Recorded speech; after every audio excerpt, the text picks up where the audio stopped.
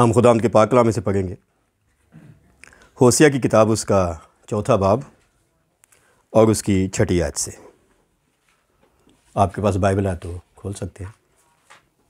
होसिया नबी का सहीफ़ा, उसका चौथा बाब 6 आयत से लिखा है, मेरे लोग अदम मार्फत से हलाक हुए। चूँकि तूने मार्फत को रद्द किया, इसलिए मैं भी तुझको रद्द करूँगा, ताकि तू मेरे हुजूर काहन ना हो। और चूँकि तू अपने खुदा की शरीयत को भूल गया है, इसलिए मैं भी तेरी औलाद को भूल जाऊँगा। जूँ जूँ वो फरामा हुए, मेरे ख़िलाफ़ ज़्यादा गुनाह करने लगे, बस मैं उनकी हशमत को रुसवाई से बदल डालूँगा। वो मेरे लोगों के गुनाह पर गुज़रान करते हैं और उनकी बदकिरदारी के आरज़ुमंद हैं। बस जैसा लोगों का हाल, वैसा ही काहनों का हाल होगा। मैं उनकी रवश की सज़ा और उनके अमाल का बदला उनको दूंगा, क्योंकि उनको खुदावंद का ख्याल नहीं, इसलिए वो खाएंगे पर आसूदा ना होंगे। वो बदकारी करेंगे लेकिन ज़्यादा ना होंगे। बदकारी और मैं और नई मैं से बसीरत जाती रहती है। खुदावंद की बरकत उसके पाक कलाम के पढ़े और सुने जाने पर हो, आमीन। आपको पता है कि पिछली बार हमने आमोस की किताब पर बात शुरू की थी और देखा था कि खुदा आमोस नबी की मार्फत कहता है कि मैं इस मुल्क में कहत डालूँगा, रोटी और पानी का नहीं बल्कि खुदावंद का पाक कलाम सुनने का। और हमने काफ़ी तफसील से वो बातें देखी और मैंने बताया था कि आमोस के ज़माने में लोग खुदा को भूल गए और आमोस के बाद होसिया बर्पा हुआ था। होसिया के ज़माने में खुदा लोगों को भूल गया। और पिछली बार में वो मैंने बात नहीं कही थी, आज मैं उस बात को करके फिर अगली बात करूँगा कि ये जो आमोस का हवाला हमने पिछली बार जिसका ज़िक्र किया, लोग जब इसकी मुनादी करते हैं तो अक्सर खादमीन कहते हैं जी कि जब कहत होगा पाक कलाम का तो ये बाइबल के जो वर्क़े हैं ये सफ़ेद हो जाएंगे, अल्फाज मिट जाएंगे। तो ऐसा नहीं है जी, ये बाइबल ऐसी की ऐसी ही रहेगी, लेकिन सुनने को कलाम नहीं मिलेगा, क्योंकि सुनाने वाले नहीं होंगे। तो कुछ बातें हमने देखी थी, आज हम उससे अगले स्टेप पे पहुँचे हैं। हमने देखा था कि खुदा ने कहा कि चूँकि वो अदम मार्फत से हलाक हो गए हैं, इसलिए क्या होगा, मैं काहन को रद्द कर दूँगा। और चूँकि काहन मार्फत नहीं रखता अपने लोगों पे, इसलिए मैं औलाद को भी रद्द कर दूँगा। आज हम उससे आगे चलेंगे और देखेंगे कि ये सब कुछ क्यों हुआ। पहली बात जो है आज हमारे सामने कि माजी कैसा था, और फिर हम देखेंगे हाल कैसा है, और फिर देखेंगे कि हाल में इस सूरत हाल के पेश नज़र खुदा क्या सज़ा देता है, और आखिर में हम हासिल कलाम देखेंगे। तो अगर आप माजी देखना चाहें तो माजी तो बहुत शानदार था। ठीक है, आपको पता है खुदा ने उनकी खातिर फ़िरौन से भी जंग की थी, मिस्रियों से भी जंग की थी, मिस्रियों के देवताओं से भी जंग की थी, और उनको बाइबल कहती है खुदा गोया उकाब के परों पर बिठा कर लाया था। आइए एक हवाला पढ़ेंगे, खुरूज की किताब, उसका 19वां बाब, उसकी 30 आयत से, ताकि हमें कुछ वाज़े बातें जो पाक कलाम में लिखी हैं उनको सुनने का मौका मिले। लिखा है, और मूसा उस पर चढ़कर खुदा के पास गया, और खुदावन ने उसे पहाड़ पर से पुकार कर कहा कि तू याकूब के ख़ानदान से यूँ कह और बनी इस्राएल को ये सुना दे कि तुमने देखा कि मैंने मिस्रियों से क्या क्या किया, और तुमको गोया उकाब के परों पर बिठाकर अपने पास ले आया। सो अब अगर तुम मेरी बात मानो और मेरे अहद पर चलो, तो सब कौमों में से तुम ही मेरी ख़ास मलकियत ठहरोगे, क्योंकि सारी ज़मीन मेरी है, और तुम मेरे लिए काहनों की एक मुमलकत और एक मुक़द्दस कौम होगे। इन्हीं बातों को तू बनी इस्राएल को सुना देना। तब मूसा ने आकर और उन लोगों के बुज़ुर्गों को बुलाकर उनके रूबरू वो सब बातें जो खुदावन ने उसे फरमाई थी बयान की, और सब लोगों ने मिलकर जवाब दिया कि जो कुछ खुदावंद ने फरमाया है वो सब हम करेंगे। और मूसा ने लोगों का जवाब खुदावंद को जाकर सुना दिया। सो ये मौका है, खुदा ने उन्हें बताया मैं तुम्हें कैसे आज़ाद करके लाया, और क्या कहा कि अगर तुम मेरी बातें मानो तो क्या होगे, तुम मेरी ख़ास मलकियत होगे। और उन्होंने वादा भी किया, उन्होंने इकरार भी किया कि हम मानेंगे। ये है माजी। लेकिन बाद में हम पढ़ते हैं कि ऐसा ना रहा, बल्कि सफ़र में ही वो बातें भूल गए। ख़ुरूज मिस्र जब हुआ, उसके बाद जब उन्होंने सफ़र किया 40 साल का, तो उसमें ही वो भूल गए। और हमने अपनी क्लास में गिनती की किताब को तफसील से पढ़ा हुआ है। वैसे भी बाइबल के सर्वे के तौर पे हमने कुछ किताबों पर बात की हुई है कि किस तरह से वो बार बार खुदा को छोड़ जाते थे। और बड़ा मशहूर ज़बूर है जो हम गाते हैं, ज़बूर 95। खुदा कहता है, हाँ 40 वरे रहा सामें होना तो बेजार। सो आगाज़ बड़ा अच्छा था, लेकिन थोड़ी देर बाद ही भूल गए। बहरहाल ये माजी है। और एक और वाला हम पढ़ेंगे पाक कलाम से उनके हाल के बारे में, होसिया पर बात करने से पहले। ज़रा देखिए यिर्मयाह का सहीफ़ा उसका 23 बाब और उसकी 33वीं आयत से पढ़ेंगे। और जब ये लोग या नबी या कहान तुझसे पूछें कि खुदावंद की तरफ से बारे नबूवत क्या है, तब तू उनसे कहना, कौन सा बारे नबूवत? खुदावंद फरमाता है, मैं तुमको फेंक दूंगा, और नबी और कहान और लोगों में से जो कोई कहे खुदावंद की तरफ से बारे नबूवत, मैं उस शख्स को और उसके घराने को सज़ा दूंगा। चाहिए कि हर एक अपने पड़ोसी और अपने भाई से यूँ कहे कि खुदावंद ने क्या जवाब दिया है और खुदावंद ने क्या फ़रमाया है, पर खुदावंद की तरफ से बारे नबूवत का ज़िक्र तुम कभी ना करना, इसलिए कि हर एक आदमी की अपनी ही बातें उस पर बार होंगी, क्योंकि तुमने ज़िंदा खुदा रब्बुल अफ़वाज हमारे खुदा के कलाम को बिगाड़ा है। ठीक है, यही सूरत हाल आज है। खुदा की क्या मर्ज़ी है उसको जानना इतना आसान काम नहीं है, पर लोग अपनी तरफ से कह देते हैं जी मुझे खुदा ने कहा, मुझे खुदा ने कहा। तो कहता जब कहें, कहान कहें, नबी कहें, लोग कहें, तो कहते कौन सा खुदा जी, कौन सा कलाम जी, क्योंकि आप तो उसके है ही नहीं जी। और यही बातें जब हम लोगों से करते हैं तो लोग हमारी मुखालफत पर उतर आते हैं कि जी आप ये हमें क्यों कह रहे हैं, आप हमें क्यों आईना दिखा रहे हैं। तो ये है हाल जिसकी बात हमने कुछ पिछले मैसेज में आमोस के हवाले से भी की थी और होसिया के हवाले से भी हमने पढ़ा था। खुदा कहता है मेरे लोग अदम मार्फत से हलाक हुए। और मैंने बताया था आमतौर पर मसीही इल्म लोही में 3 कैटेगरीज़ हैं। एक है खुदा को जानना, दूसरा है मार्फत और तीसरा है इरफान। पर जब मार्फत पर ही रुक गए हैं तो इरफान कैसे हासिल हो जाएगा। और हाल में ये रवैया है, ये हालत है, और इस हालत में खुदा भी खामोश है और उनको जताता है कि जिस बात पर तुम ढींगे मार रहे हो, जैसे आजकल लोग मारते हैं, हमारे पास बड़ा घर है, हमारे पास बड़ी गाड़ी है, हमारे पास आईफोन का जो न्यू वर्जन है वो है, तो इसलिए हम खादम हैं, बड़े खादम हैं। तो वो कहता है कि किसने दिया था जी। आइए देखें, होसिया की यही किताब है, हम उसमें से कुछ आयतें पढ़ेंगे पीछे से। ज़रा देखें 2 बाब। और खुदा एक औरत के हवाले से बात कर, जिसकी मैं बाद में वजाहत करता हूँ। 2 बाब 8वीं आयत से लिखा है, क्योंकि उसने ना जाना कि मैं ही ने उसे गल्ला व मै और रोगन दिया और सोने चांदी की फरावानी बख्शी, जिसको उन्होंने बाल पर खर्च किया। इसलिए मैं अपना गल्ला फसल के वक्त और अपनी मै को उसके मौसम में वापस ले लूँगा और अपनी ऊनी और कतानी कपड़े जो उसकी सतरपोशी करते छीन लूँगा। अब मैं उसकी फाशागरी ही उसके यारों के सामने फाश करूँगा और कोई उसको मेरे हाथ से नहीं छुड़ाएगा। अलावा इसके मैं उसकी तमाम खुशियों और जश्नों और नए चाँद और सब्बत के अयाम और तमाम मुअय्यन ईदों को मौकूफ़ करूँगा। और मैं उसके अंगूर और अंजीर के दरख्तों को, जिनकी बाबत उसने कहा है ये मेरी उजरत है, मेरे यारों ने मुझे दी है, बर्बाद करूँगा और उनको जंगल बनाऊँगा और जंगली जानवर उनको खाएंगे। और खुदावंद फरमाता है मैं उसे बालीम के अयाम के लिए सज़ा दूँगा, जिनमें उसने उनके लिए बखूर जलाया, जब वो बालियों और जेवरों से आरास्ता होकर अपने यारों के पीछे गई और मुझे भूल गई। ये उम्मत की बात हो रही है, लेकिन एक तशबीह है जो इस किताब के शुरू से आप पढ़ें तो आपको मिल जाएगी। खुदा ने होसिया से कहा जाओ एक औरत से शादी करो।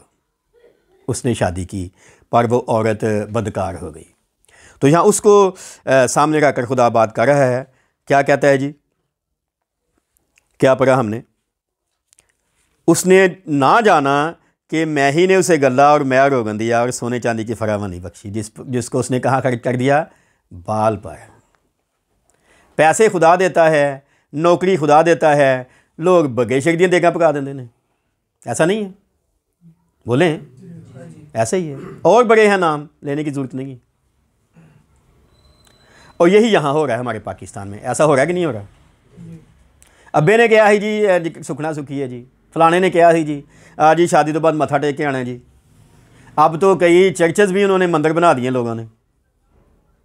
वही रसूमात, वही सजदा बिल्डिंग को, चीज़ों को। क्यों है? क्योंकि वो कहता है जाना नहीं है उसने कि मैंने दिया था। ठीक है जी, आपने भरा घर बनाया है तो वो कहता है मैंने पैसे दिए थे। जिस गोरे ने आपको पैसे दिए हैं पता नहीं उसकी आंसुओं की कमाई हो, आपको नहीं पता। मैं जब दफ्तर में काम करता था, एक खातून बुजुर्ग थी, वो हमें दफ्तर में पैसे भेजती थी। वो कहती थी मैं रिटायर हूँ, मेरे बच्चे कहते हैं आप नाम काम करें कुछ ना करें, लेकिन मैं क्या करती हूँ, मैं लोगों के घरों में अखबार फेंकती हूँ। ठीक है, उससे जो पैसे मुझे मिलते हैं वो मैं आपको भेज देती हूँ। ठीक है, कई ऐसे लोग थे वो कहते थे हम यहाँ तालिब इल्म हैं, हम क्या करते हैं, हम एक वक्त का खाना नहीं खाते, वो पैसे जोड़ते हैं, महीने बाद आपको भेज देते हैं। और इतने लोग ऐश कोट देने होते ना पैसे आना।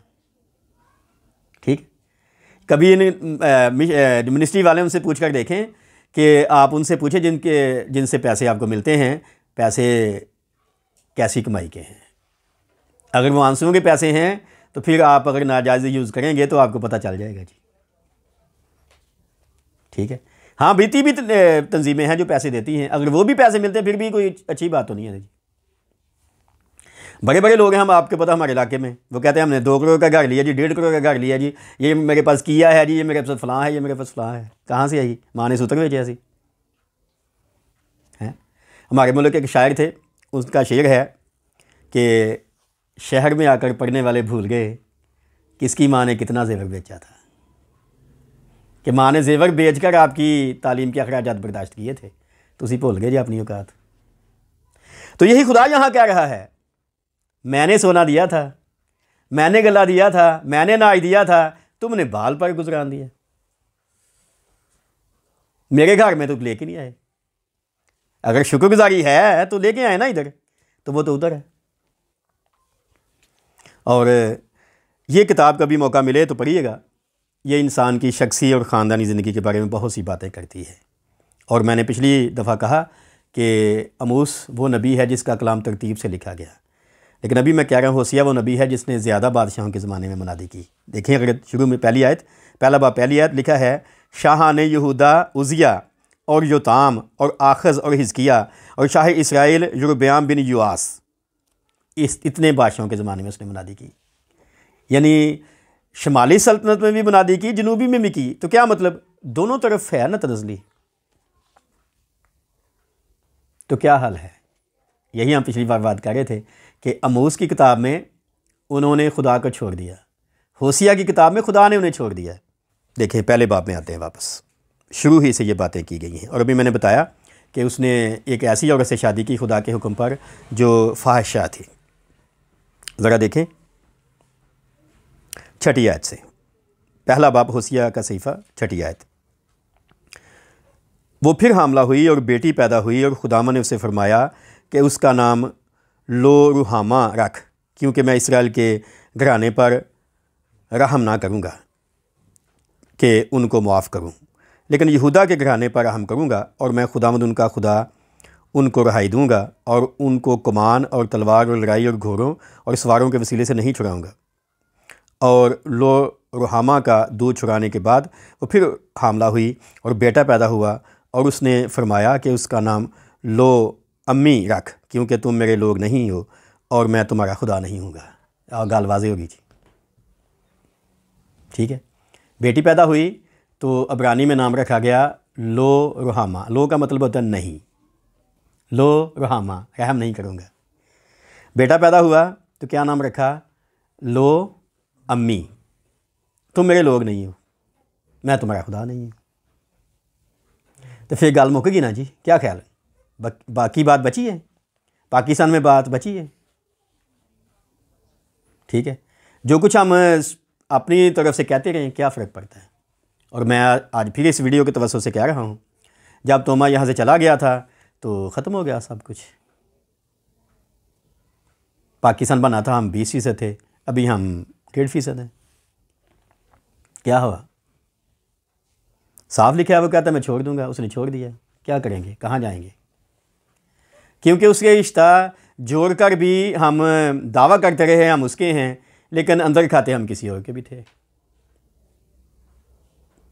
आइए हासिल कलाम पढ़ते हैं। पतरस का पहला ख़त, उसका दूसरा बाब, उसकी 9वीं आयत से लिखा है, लेकिन तुम एक बरगुज़ीदा नस्ल, शाही कहनों का फ़िरका, मुक़द्दस कौम और ऐसी उम्मत हो जो खुदा की ख़ास मलकियत है, ताकि उसकी खूबियाँ ज़ाहिर करो, जिसने तुम्हें तारीकी से अपनी अजीब रोशनी में बुलाया है। इसलिए तुम कोई उम्मत ना थे, मगर अब खुदा की उम्मत हो। तुम पर रहमत ना हुई थी, मगर अब तुम पर रहमत हुई। ऐसा ही थे हम, बल्कि हमारा हाल तो बनी इसराइल से भी ज़्यादा ख़राब था, क्योंकि हम तो गैर कौम थे ना। तो पतरस साहब क्या कहता है, वही वादा जो खुदा ने बनी इसराइल के साथ किया था हमारे साथ हो गया यीशु मसीह की वजह से। कहता है तुम क्या हो जी, बरगुज़ीदा नस्ल, शाही कहानों का फ़िरका, मुक़द्दस कौम और ऐसी उम्मत जो खुदा की है। बहुत दफ़ा हमारे लोग ये आयत पेश करके अपने आप को कहते हैं जी हम तो ये हैं, हम तो ये हैं, लेकिन उनको पता नहीं है कि उनके तकाज़े भी होने चाहिए ना पूरे। हम अगर खुदा के हैं, शाही कहानों का फ़िरका हैं, तो हमें पता होना चाहिए कहानत होती क्या है। पास्टर एक कहान होता है, लेकिन क्या पास्टर लायक है कहान बनने के? हमने कुछ वक्त पहले वीडियो अपलोड की थी मलाकी की किताब पर कि कहान कैसा होना चाहिए, पर लोग तो कहते हैं खुसरे ही पादरी बन सकते हैं। तो शाही कहानों का फ़िरका है जी, दोबारा खुदा ने चुना है किनको? गैर कौमों को। लेकिन अगर हम वैसे नहीं बनेंगे जैसा वो चाहता है, तो अगर वो अपने लाडले लोगों को छोड़ देगा तो हमें रख लेगा? क्या ख्याल? नहीं। और उसने छोड़ दिया हुआ है, किसी गलतफहमी में मत रहिएगा। और मैं फिर एक और बात इस वीडियो के तवज्जो से कहने लगा हूँ कि 35वां साल है मेरी खिदमत का, और वीडियो के इस हिस्से में कह रहा हूँ कि हमने उन लोगों को अंजील सुनाई जिनको खुदा कहता था कि ना सुनाएं, और हम उसकी सज़ा भी पा रहे हैं। ठीक है, और उन्होंने जता भी दिया अपने अमल से कि उन्हें अंजील नहीं सुनानी चाहिए थी। जैसे हम तमसील पढ़ते हैं, अक्सर नए साल पर मुनादी करते हुए लोग वो हवाला पेश करते हैं कि मालिक आया साल के बाद फल देखने के लिए, तो बागबान ने कहा 1 साल और दे दे, तो हमें तो 35 साल मिल गए। ठीक है, दफ्तर में मैं काम करता था, तो बतौर एडिटर मैंने 8 साल काम किया, उससे पहले रहबर में कुछ काम किया। तो उस मैगज़ीन के तवज्जो से हमने बहुत से लोगों के सवालों के जवाब दिए।